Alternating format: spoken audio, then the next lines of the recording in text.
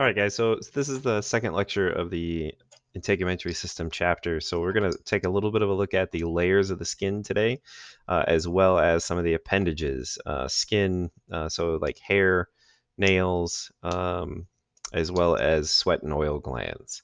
So let's start just talking basic about the skin structure. So the first layer, the kind of the outer layer of our skin, is the just simple epidermis. That's composed of stratified squamous epithelial.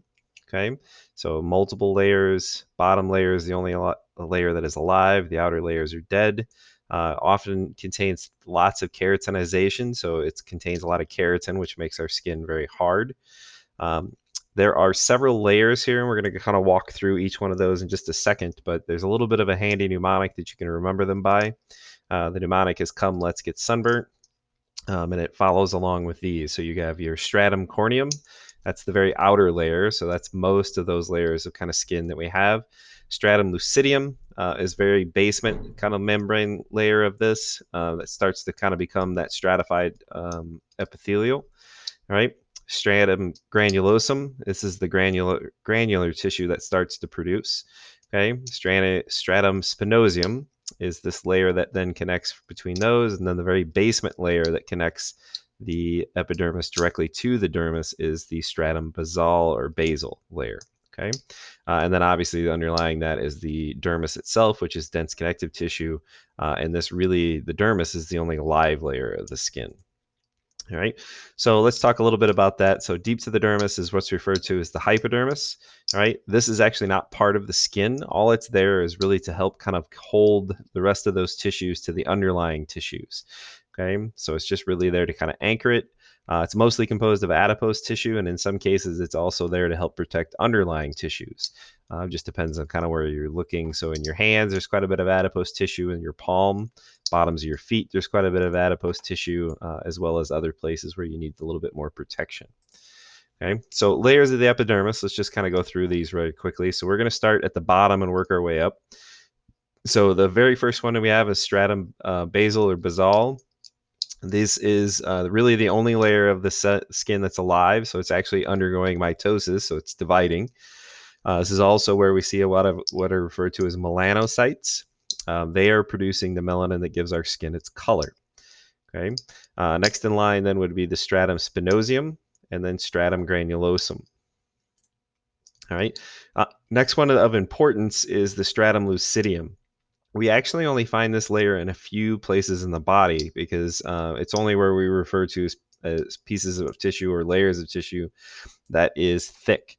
So places where we really only find stratum lucidium are our hands and our feet. All of our other layers of tissue do not, skin don't have that layer. So sometimes one of the questions we'll ask on an exam is if you took a hypodermic needle and gave somebody a shot in the arm, what are the layers of tissue that you would go through? So if you think of your mnemonic, "Come, let's get sunburnt," this layer, lucidium, would not be in there. So it would just be "Come, get sunburnt." All right, if you were to give somebody a shot in the arm. Now, if you were to give somebody a shot in the hand or foot, you would consider the lucidium as part of that, and would continue through that. Okay. Next layer in line after the stratum lucidium then is the stratum corneum. All right, so this is a single shingle-like layer of dead cells. All right, so it's the next layer out. So we've gotten a little further. Okay, and that kind of ends the end of those. So again, your mnemonic that you need to remember is "Come, let's get sunburnt." But in most areas of the body, lucidium is not in there. So your mnemonic simply would just be "Come, get sunburnt." Okay, so make sure you pay attention to those. All right, I just know that it's been a question that we've asked a couple times in the past on exams, so it might show up on the test. All right, from there, we'll just talk real quickly about some of the pigmentation of the skin. One of those is melanin. It's produced by those melanocytes in the layers of the epidermis. Can go anywhere from the color of yellow all the way up to brown to black. Melanocytes are mostly in, again, that stratum basal layer or basal layer, so very bottom layer. The amount of melanin that's actually being produced can be controlled by two different things. So it can be controlled by genetics, Obviously, if you have genetics to have darker skin color, your melanocytes are more active. It could also be controlled by exposure to sunlight. So the more you expose yourself to sunlight, the more those melanocytes can become activated. People with very light shades of skin, so people with kind of blonde or red hair, a lot of times will end up with these kind of freckled appearance. All right, that's areas of the skin where they've started to produce more melanin, but they don't tend to produce as much melanin in others, so they get kind of these freckled spots on their skin. Okay. Next layer down then is your dermis. So there are two basic layers to your dermis. There's what's called the papillary layer and the reticular layer. So the papillary layer is actually these little projections that have these little projections in them called the dermal papilla. All right. So these are these little ridges in the skin, and they're actually responsible for your fingerprints, especially in your fingers. All right. This is also the layer of skin that contains a lot of our nerve and pain and touch receptors, okay, as well as a lot of our vascular layer. So a lot of our blood vessels are in this layer of skin, so the loops, okay. When people get that kind of flushed appearance to their skin, that's because those loops are now dilated and they're getting more blood flow through them. The reticular layer is where the rest of this kind of is housed. So you get your basic blood vessels in the lower portions of those layers. A lot of your glands, so sweat and oil glands, are in this layer as well, and your nerve receptors are going to be in that layer. Okay, this is kind of a look down through the rest of the skin. There was a part of your workbook that you want to make sure you take a look at for this that goes over those. So the workbook pages really are pages 62 and 63 is just section 7 and 9, 7 through 9, but that goes through this and kind of helps label that for you. Okay. Other normal skin colors. So we talked about melanin, it's yellow, brown to black pigments. There can also be carotenoids. Carotenoids can be anywhere from orange to yellow pigments. Sometimes if you eat a ton of specific vegetables, specifically carrots, if little kids specifically, if they eat a ton of those, they can actually end up with this kind of yellowish or orange appearance to their skin.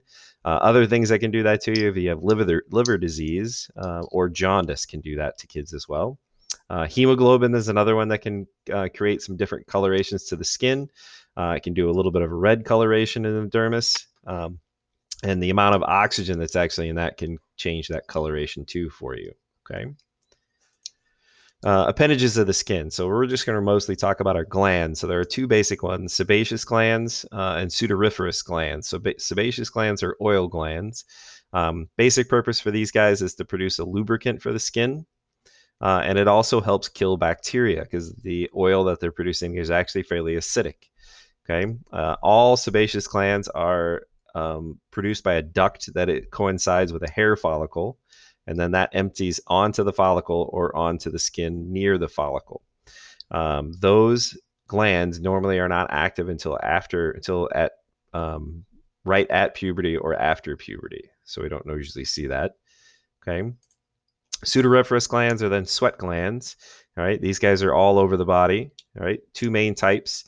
There's eccrine and apocrine. Eccrine have an open duct that directly is onto the surface of the skin. All right, and they're all over the body. The apocrine ones, okay, the ducts empty into hair follicles, and they are located in only a couple different places, the axillary as well as the pubic regions. Again, similar to the sebaceous glands, these guys, the apocrine ones, don't become active till puberty as well. In addition to sweat, they can also secrete some fatty acids as well as proteins. And usually at first it becomes pretty odorless, but they tend to develop a little bit of an odor because of the bacteria that's involved with these regions, and specifically because of the high amounts of proteins and fats that we see in those different types of secretions. Okay, so eccrine directly on the skin surface, apocrine is a sudoriferous gland associated with a hair duct or follicle. Same thing with the sebaceous ones. They are usually associated with hair ducts or follicles, but they're producing oil. The apocrine ones as well as the eccrine ones are producing mostly a watery substance, but the apocrine ones will have a little bit of some of these fatty acids as well as proteins in them. Okay, sweat and its function. So its composition is mostly out of the sweat glands. It's primarily water. There is some metabolic waste in it, but again, a couple of the videos and things I've had you'll watch in a little bit, we'll kind of talk about that. There's not as much metabolic waste coming out of that. So the idea that if you go to like hot yoga or sit in a sauna for long periods of time, you're not really ridding any toxins out of the body per se. You're just mostly losing water. You can get some fatty acids and proteins, but again, those are the apocrine glands themselves. Function.